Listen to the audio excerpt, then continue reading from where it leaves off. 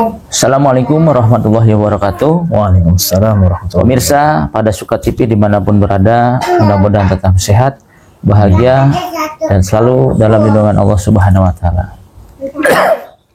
Malam hari ini saya kebetulan silaturahmi ke kediaman ketua umum pada Suka, pada Bukan Dakwah Sunan Kalijaga, Abi Kiai Haji Syarif Rahmat. Yang kebetulan memang malam ini beliau persiapan akan melaksanakan ibadah umroh mulai tanggal 26 sampai tanggal 9 Maret. Mudah-mudahan kita doakan sehat dan selamat, dimudahkan segala rangkaian ibadahnya. Nah teman-teman pada Suka, saya kebetulan tidak ada rencana ketemu dengan ketua pada Suka DKI Jakarta.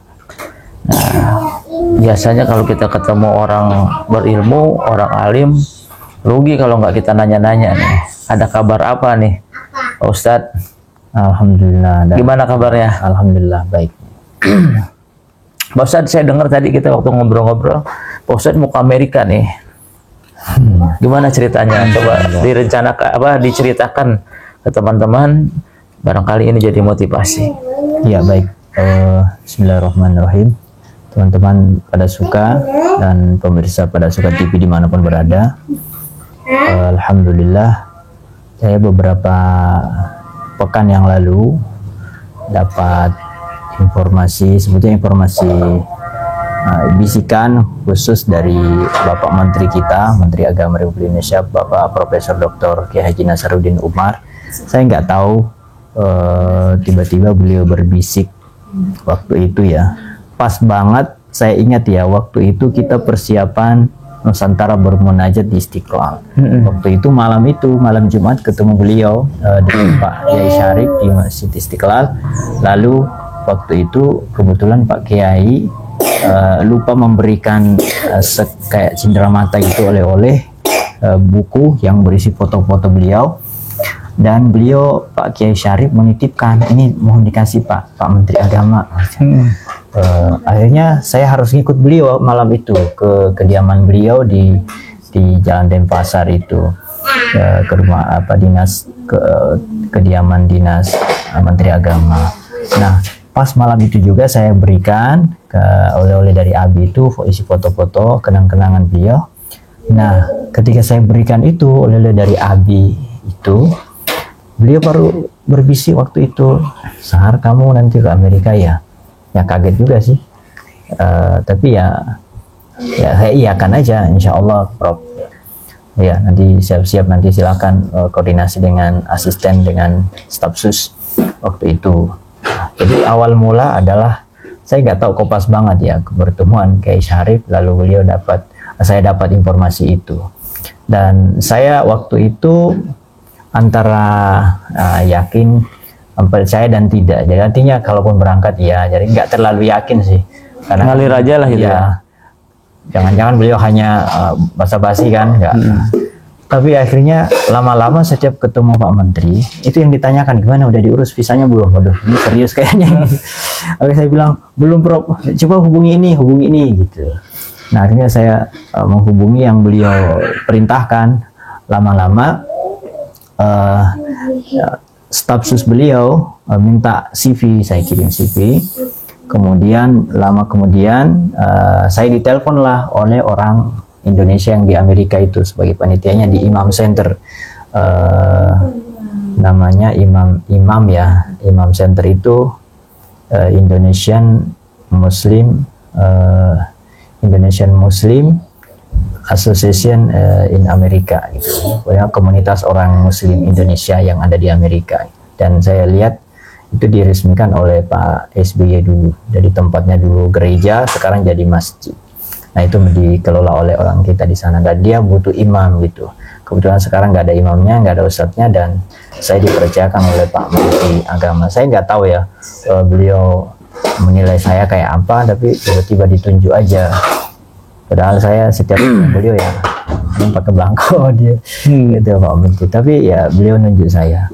Saya nggak tahu apa alasan beliau, tapi saya anggap ini bagian dari mungkin beliau mau ngajarin mengkader saya, duta lah ya, duta ya. karena baru-baru juga kan 6 tahun yang lalu, 5 tahun yang lalu dari Emirat. Nah ini lebih jauh lagi ini Ke Amerika ya. kemarin kan Abu Dhabi ya Timur Tengah, ini baratnya lagi. Jadi ya mungkin beliau ingin menyempurnakan lah biar ada pengalaman timur dan barat. Maka saya terima aja, dan ini merupakan pengabdian kepada negara. Saya jujur saya teman-teman, saya semenjak beliau amanahkan itu saya nggak pernah menanyakan di sana akan apa, dapat apa, seperti apa, dapat berapa, enggak. Sampai hari ini saya nggak tahu, dan itu saya nggak mau tahu. Saya anggap ini pengabdian dan nama baik Indonesia. Jadi setelah kita memperlihatkan ke Timur Tengah, di Abu Dhabi sana, orang Indonesia bisa mimpin sholat gitu ya, bisa baca khutbah bahasa Arab, dan ini saatnya ke dunia yang lain, tapi tujuan yang sama gitu. Kita ingin menunjukkan kepada dunia bahwa Indonesia juga bisa gitu. Dan ini saya kira sesuai dengan visi misi Kementerian Agama sekarang. Saya berulang kali dengarkan dari mulutnya Pak Menteri Agama, beliau itu misi utamanya pengen Islam Indonesia itu mendunia gitu. Amin, amin. Indonesia itu menjadi rujukan dunia. Jadi sudah saatnya peradaban Islam itu dari Timur Tengah pindah ke Asia Tenggara. Beliau yang sering saya dengar itu. Maka ini diantara mungkin andil kecil lah, sesuatu yang saya mengambil andil yang kecil, tapi mudah-mudahan ada manfaatnya, ada efeknya gitu untuk dunia. Artinya kita berbuat kecil ya, tapi kalau ikhlas insya Allah mudah-mudahan ini menjadi warna kepada dunia bahwa Indonesia bisa jadi imam, bisa menyebarkan Islam yang damai gitu ya. Jadi intinya dari Islam Nusantara untuk dunia lah gitu ya. Oke ya. Jadi saatnya lah Islam Nusantara itu mendunia dari timur hingga ke barat. Saya kira itu motivasinya, dan mohon doanya teman-teman para jamaah pada surah khususnya. Mohon pamit ya, terbang sejenak ke luar negeri sejenak, tapi tetap misi kita Islam Nusantara dan Islam Indonesia untuk dunia. Saya kira itu Ustaz. Siap, terima kasih Pak Ustadz. Jadi yang menarik buat saya gini teman-teman, tadi cerita beliau itu kan saya meyakini bahwa payung memang tidak pernah bisa menghentikan hujan, tapi dengan payung lah kita bisa sampai pada tujuan. Artinya wasilah itu selalu ada dalam kehidupan. Nah tadi beliau menceritakan bahwa pertama kali ketemu atau pertemuan itu pada malam Jumat ya, malam Jumat yang kebetulan saat itu kita sedang ada kegiatan Nusantara bermunajat di Masjid Istiqlal, dan beliau ini adalah salah satu ketua OC kan, dan saya juga ketua SC-nya, kita kolaborasi. Jadi saya menyampaikan mungkin saja ini berkah dari Nusantara bermunajat, dan saya meyakini semua orang yang terlibat, semua orang yang berperan, tenaga, pikiran, waktu, saya yakin ada kebaikan untuk mereka. Kemudian yang kedua, bahwa kunci hidup itu ya dua. Satu, berbakti kepada orang tua. Yang kedua, taat kepada guru. Nah, tadi cerita beliau ini, wasilahnya lagi, Abi atau ketua umum kita lupa nih memberikan Mercedes cenderamata lah ya, oleh-oleh untuk Pak Menteri. Nah, beliau yang disuruh nih. Coba kalau misalnya beliau nggak disuruh waktu itu, Abi nggak lupa. Semua ada hikmah kan? Iya. Akhirnya ketemu.